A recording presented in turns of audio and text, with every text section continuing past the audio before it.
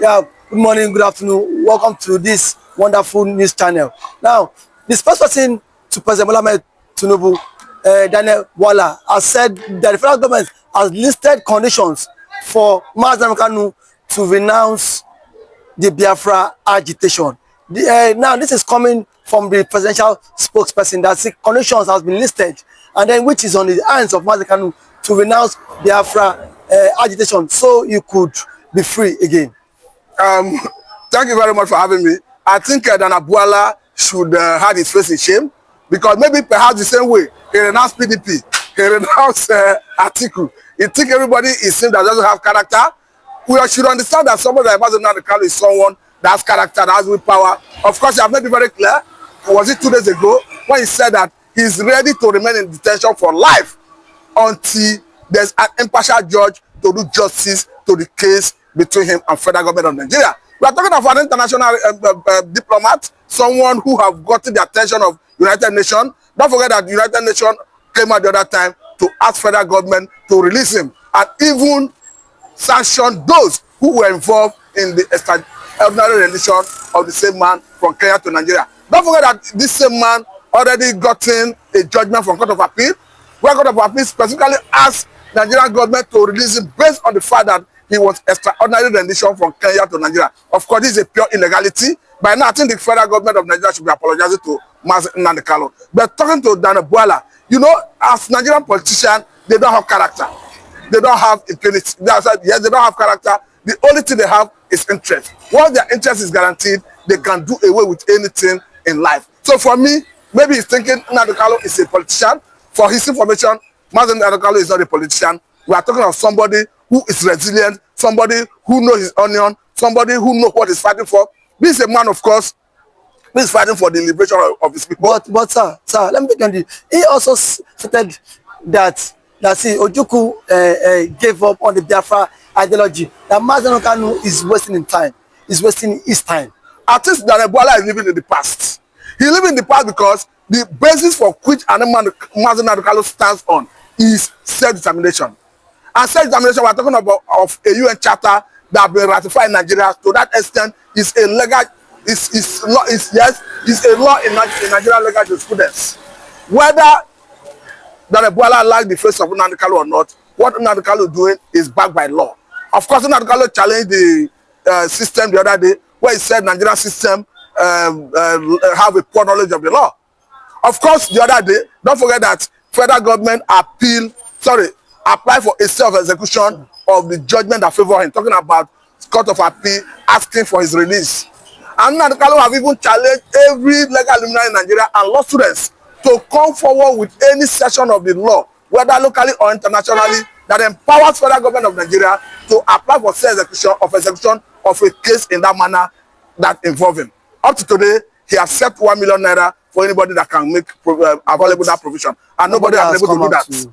So the likes of Daniel Buala should understand that when you are looking at somebody of character like Nnamdi Kanu, he's not like a Nigerian politician that will always go for money, or rather that will always use his interest to bargain. Because this time around, the man Nnamdi Kanu have made it very clear that he's ready to remain in detention as long as there is no impartial judge that will adjudicate over his case. But sir, do you think Mazi can hold on to this till the very last enter? Of course, we have seen it. This man is resilient. We have seen that even he's not broken. They have not been able to break his spirit. For somebody who has been in detention, you can imagine a DSS dungeon. For somebody who has been in captivity of DSS for years, see, come out boldly. Look at the dexterity with which he spoke in court the other day. Come out boldly to say, yes, I'm ready to pay the supreme price. I'm ready to remain in custody as long as the Nigerian system is not ready to provide a judge that is ready to do justice to this cause. But sir, some of the IPOB leaders has come out to say that Daniel Buala should shut his mouth. That Nnamdi Kanu is also fighting for his own interests. That is quite unfortunate. You know, in this part of the world, people at times celebrate those who subjugate them.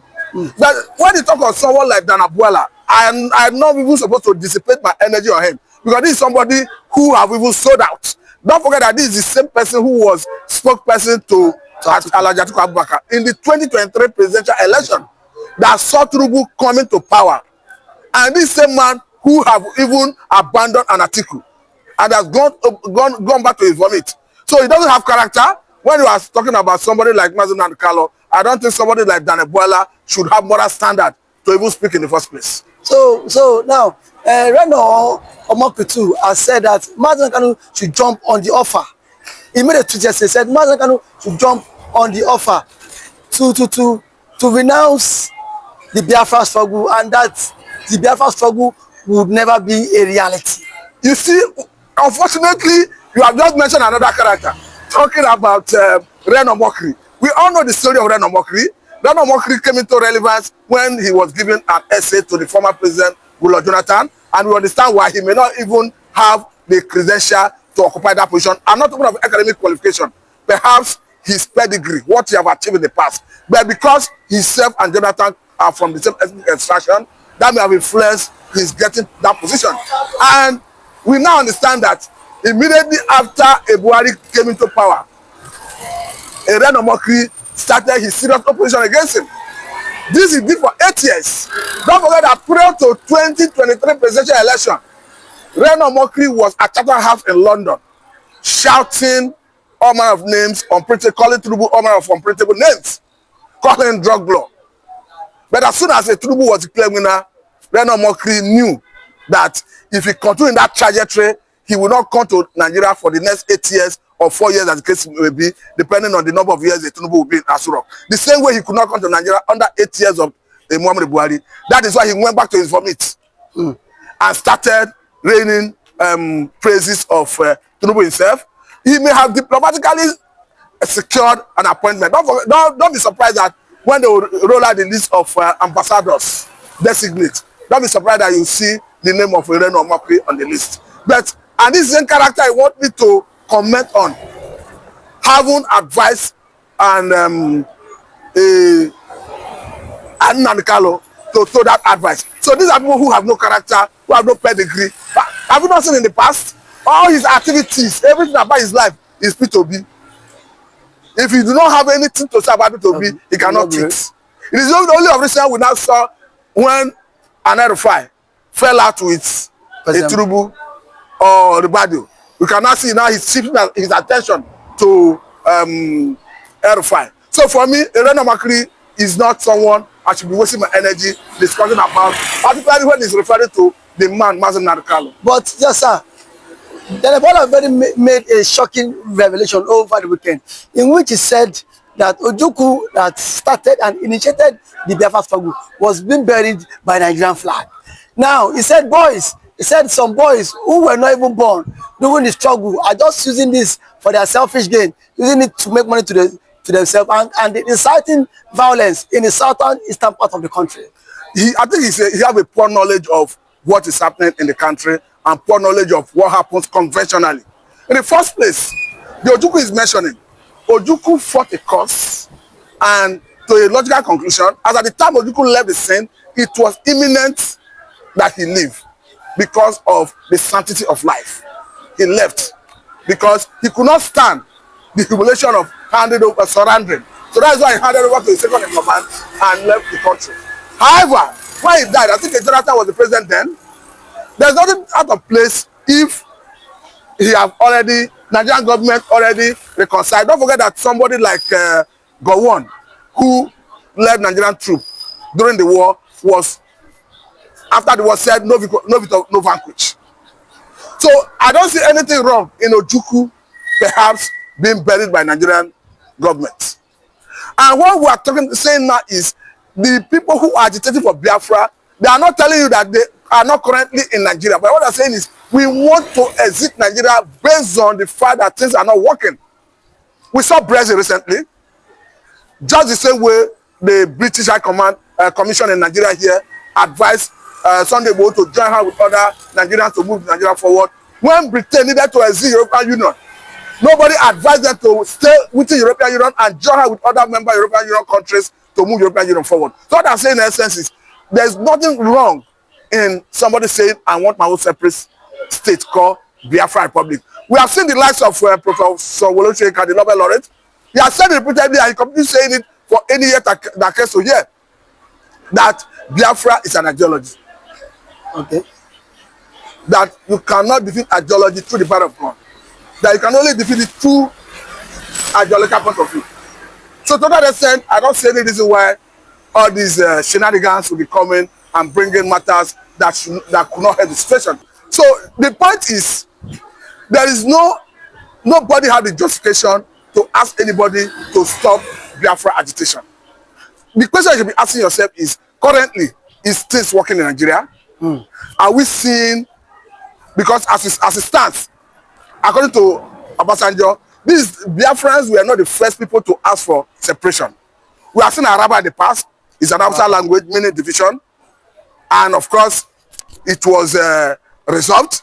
So if currently people are saying we are not satisfied with the current stuff happening in Nigeria, I think the best thing to do is to call for a roundtable conversation to address it. Just last week, a US lawmaker mentioned the names of terrorist financiers and list of terrorists. IPOB was excluded.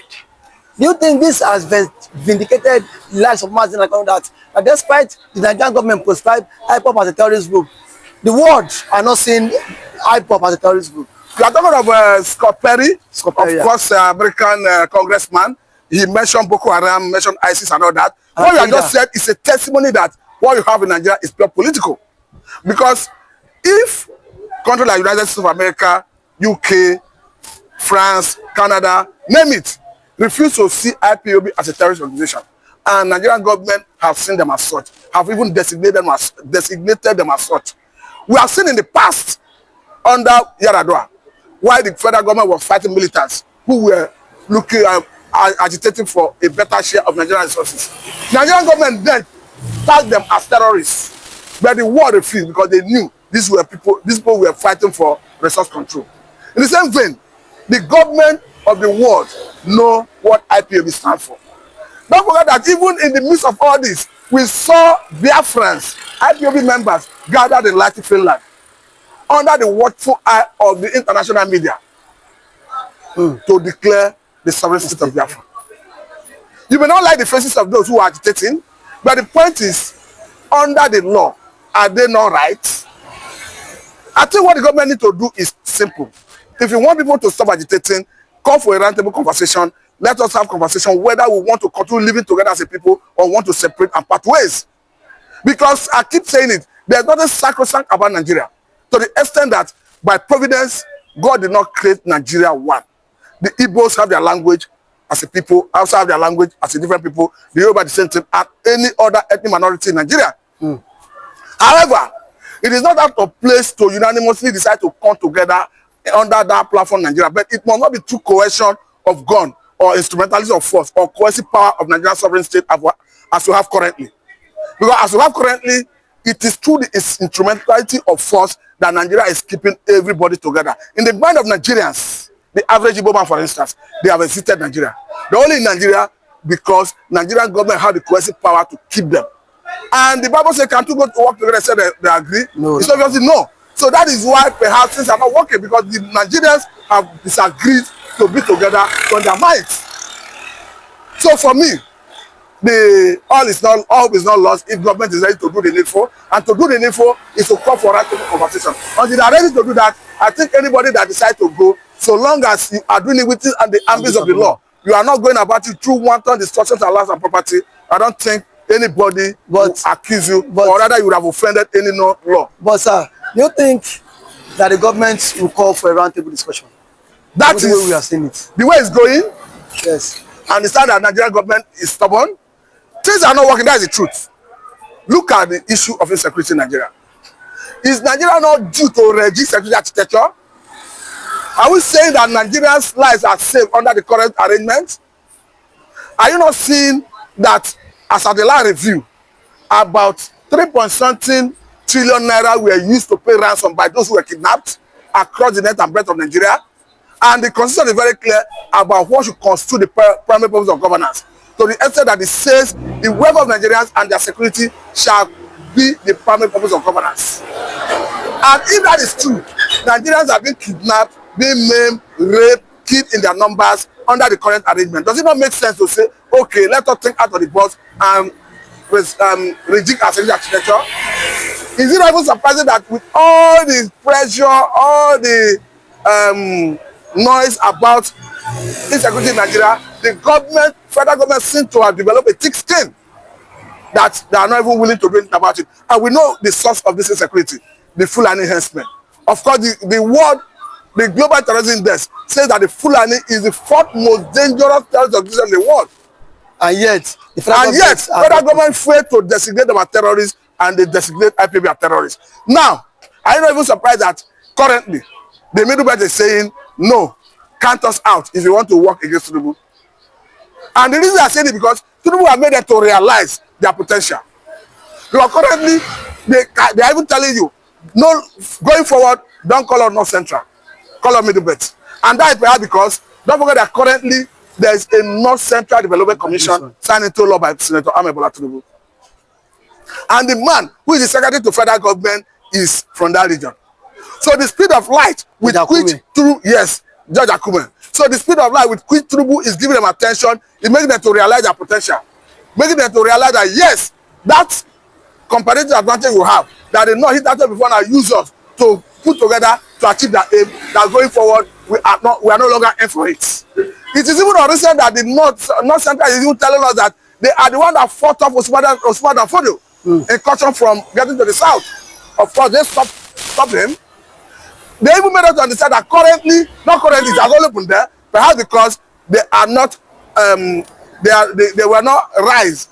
Yes, they were not sensible to that area. That 53% of the land mass in the north is in the North Central. Of course, it's the Middle Belt. So all the noise that the north can feed the nation, the north can feed Africa. It is even the Middle Belt that has that potential, not the north.